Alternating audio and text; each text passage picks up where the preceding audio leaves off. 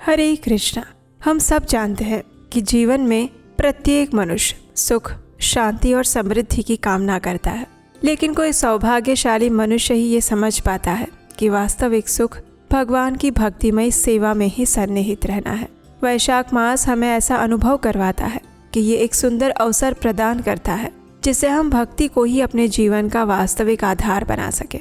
भगवान की कथाओं का रसपान करते हुए हमारा मन धीरे धीरे सांसारिक चिंताओं से ऊपर उठने लगता है। ये मास हमें अंदर से मजबूत करता है और शांत बनने की प्रेरणा देता है। और इसीलिए इस वैशाख मास में हम सुन रहे हैं भगवान श्री हरि से जुड़ी हुई इन सुंदर पौराणिक कथाओं को।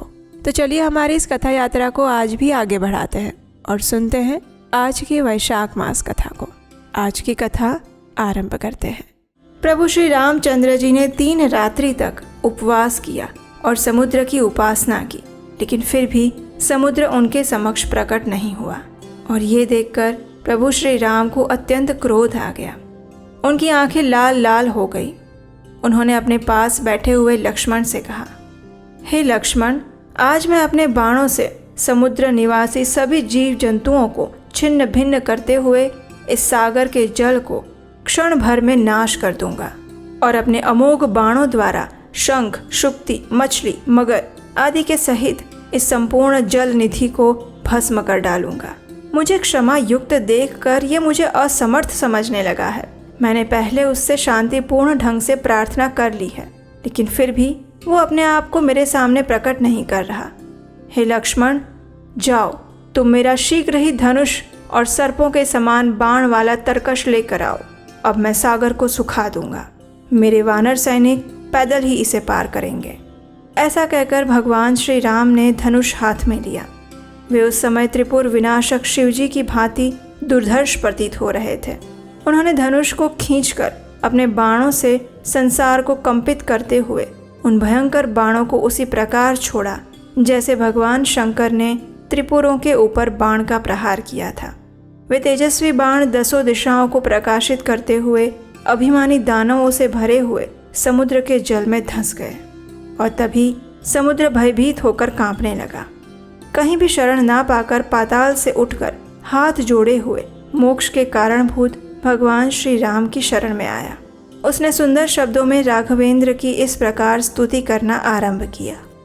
समुद्र ने कहा, हे रघुकुल शिरोमणि सीतापते, मैं आपके चरणारविंदों को नमस्कार करता हूँ, जो अपनी सेवा करने वाले पुरुषों को सुख देने वाले हैं। देववृंद से सेवित आपकी श्री चरण रेणु को मैं प्रणाम करता हूँ, जो गौतम पत्नी अहल्या को शाप से मुक्त करने वाली हैं। हे राम, आप देवताओं का कार्य करने की इच्छा से रघुकुल में अवतीर्ण हुए हैं और भक्तों का अभिष्ट सिद्ध करने वाले हैं। मैं आपको नमस्कार करता हूँ। आप आदि अंत रहित, मोक्षदायक, कल्याण स्वरूप और अपनी महिमा से कभी च्युत ना होने वाले नारायण हैं। मैं आपको प्रणाम करता हूँ। हे राम, हे महाबाहु, मैं आपकी शरण में आया हूँ। मेरी रक्षा कीजिए।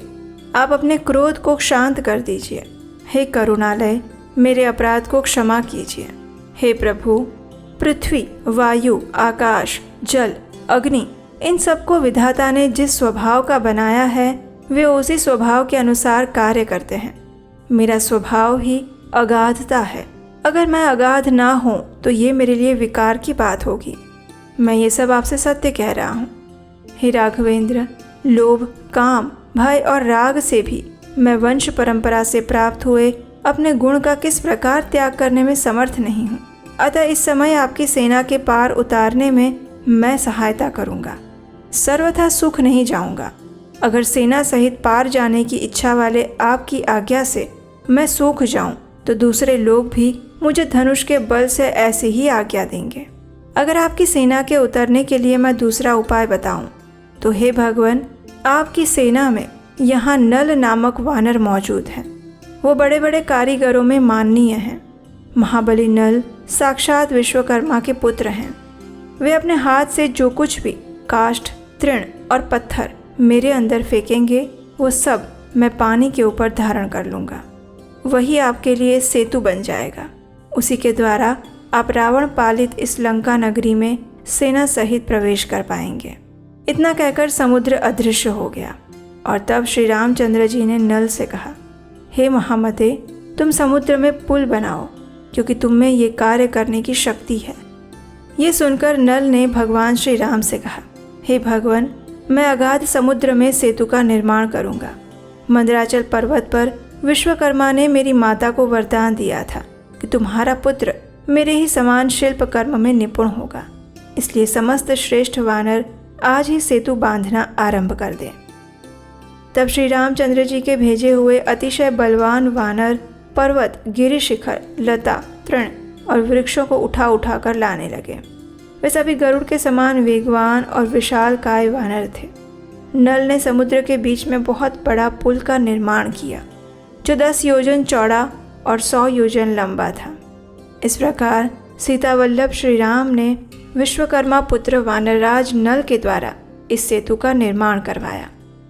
उस सेतु पर पहुंचकर संपूर्ण पातकी मनुष्य सब प्रकार के पातकों से मुक्त हो जाते हैं।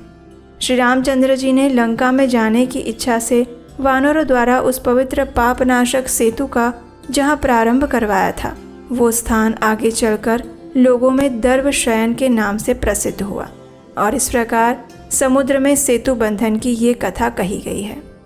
इस स्थान पर अनेक पवित्र तीर्थ हैं, जिनमें 24 तीर्थ प्रधान हैं और वे सभी सेतु पर ही स्थित हैं। पहला है चक्र तीर्थ, दूसरा है वेताल वरद तीर्थ और तीसरा पाप विनाशन तीर्थ है, जो सभी लोगों में विख्यात है। उसके बाद सीता सरोवर नामक पुण्य तीर्थ है। मंगल तीर्थ है। मंगल तीर्थ के अनंतर सभी पापों का नाश करने वाली अमृत वापिका है। फिर ब्रह्म कुंड, हनुमत कुंड, अगस्त्य तीर्थ, राम तीर्थ, लक्ष्मण तीर्थ, जय तीर्थ, लक्ष्मी तीर्थ, अग्नि तीर्थ, चक्र तीर्थ, शिव तीर्थ, शंख तीर्थ, यामुन तीर्थ, गंगा तीर्थ, गया तीर्थ, कोटि तीर्थ, साध्यामृत तीर्थ, मानस तीर्थ और धनुष कोटि तीर्थ है। हे ऋषियों, ये सेतु के मध्य में स्थित प्रधान तीर्थ बताए गए हैं, जो सभी पापों का अपहरण करने वाले हैं। जो भी मनुष्य भक्तिभाव और श्रद्धा पूर्वक इस प्रसंग को पढ़ता है या फिर सुनता है, वो अनंत विजय प्राप्त करता है और परलोक में भी उसे पुनर्जन्म का क्लेश दोबारा कभी नहीं उठाना पड़ता। तो ये थी आज के इस विशेष वैशाख मास के उपलक्ष्य में कही गई सुंदर पौराणिक कथा। हमें आशा है कि इस कथा को सुनकर आप अपने वैशाख मास पालन की कर्तव्य निष्ठा में और दृढ़ बनेंगे। इसी आशा के साथ अगर आज की कथा अच्छी लगी है तो उसे लाइक कीजिए, शेयर कीजिए, चैनल सब्सक्राइब कीजिए और हम आपसे मिलेंगे ऐसे ही सुंदर वैशाख मास की कथा को लेकर बहुत जल्द। हरे कृष्णा।